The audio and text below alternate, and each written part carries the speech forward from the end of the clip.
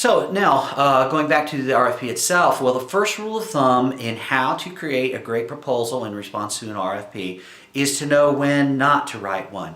Right? There's some very definite times when you're just wasting your time and money and effort to create a proposal. Now, we all know in business it can take sometimes dozens, maybe even hundreds of attempts, proposals to land just one client.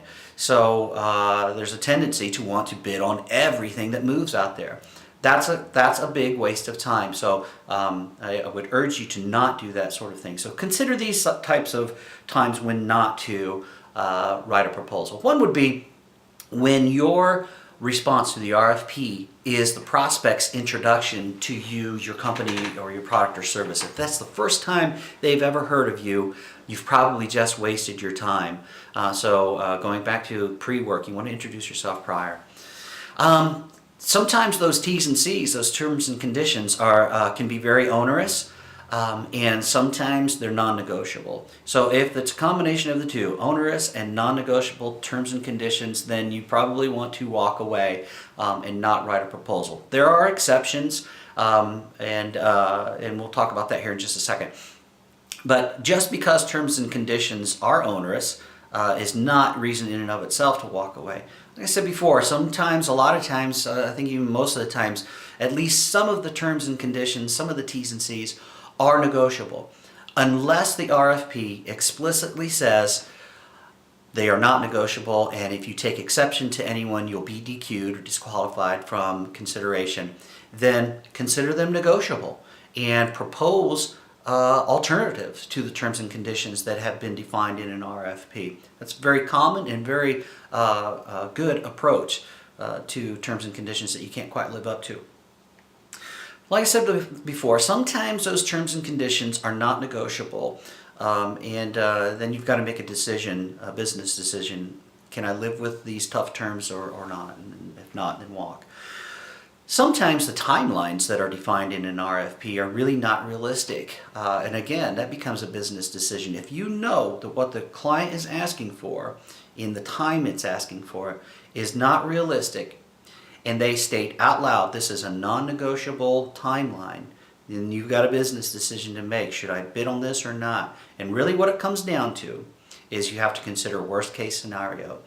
If this timeline is unrealistic and I can't meet it, but I've signed up for it, am I willing and able to live with the fallout of not meeting that timeline? If the answer is no, then you do not bid. Here's a current live example of a timeline that was unreasonable. Politics aside, if you look at the Affordable Care Act, Obamacare, the website that is associated with Obamacare, that website had to be up and operational October 1st, 2013. Now, it's a pretty fair bet that anyone that was involved with writing the RFP for that website development and implementation had a pretty good inkling that the timeline, the schedule, was not very realistic, that there were some very definite challenges in the defined timeline. However, the timeline was non-negotiable. It's law. Right? The only thing that could change that timeline is Congress and the President himself. Right? And barring that, that timeline was etched in stone. So the people writing the RFP probably knew there were some issues. The vendors and contractors that responded to the RFP or reviewed the RFP probably knew that as well. Probably some of the contractors and vendors said, you know what, it's unreasonable and I can't live with it and I'm not going to bid. Probably some dropped out. Others probably said, or well, others did obviously say, okay, well, I'm going to give it my best shot. I don't think it's realistic, but I can live with the fallout. And that's exactly what we're seeing happening now. It's a very fair bet, again, that everyone sitting around the table signing the contract upon award knew and understood that that timeline was very aggressive and very risky.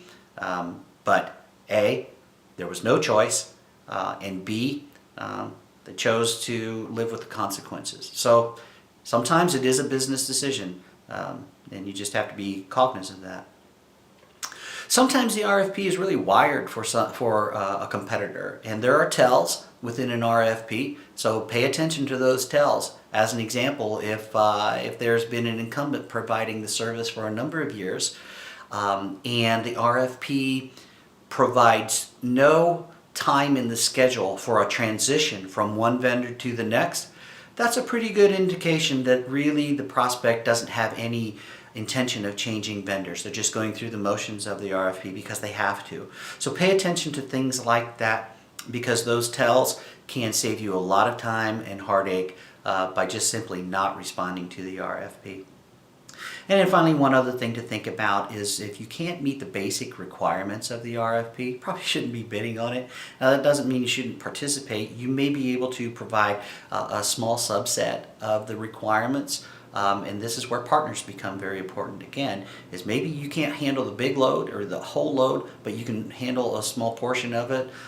So have a partner that can handle the big load and be their subcontractor. So just because you can't handle the basic requirements of the RFP is not reason to participate, but it's probably reason not to lead a proposal effort. Okay, so let's talk about some steps to go through with an RFP. Now, there are a number of how-tos, books, seminars, training, articles tell you the steps to a successful, or to creating and writing a successful proposal. I'm going to talk about some things that I've done that I've found work for me, and then later on I'll refer you to an article that I think is pretty good that you might want to check out. First is really to review the RFP and do it on a pass-fail basis. All right, so don't waste your time going through the whole thing if there's certain pieces of the requirements that you just can't own up to. And as an example, let's go through this. Okay, first thing you want to do is look at the terms and conditions. Can you live with the terms and conditions? If not, are they negotiable? If not, then it's a pass-fail, right? Fail. Don't bid. If you just can't live with it and there's no wiggle room, don't read any further. Usually proposal requirements are not going to be a pass-fail kind of moment when you're considering bidding on an opportunity, but they could be. And a perfect example of this is, say you got the RFP today and you look at the proposal requirements and it says the thing's due tomorrow or next week, and you know there's not any way that you can put together a proposal in that amount of time, then don't read any further, put the thing down, move on to the next opportunity. And then finally, look at the scope and business and technical requirements. If you passed on all of those other categories, then go to scope, business, and technical requirements and determine if you feel like you can meet the requirements, or at least a large portion of the requirements that therein.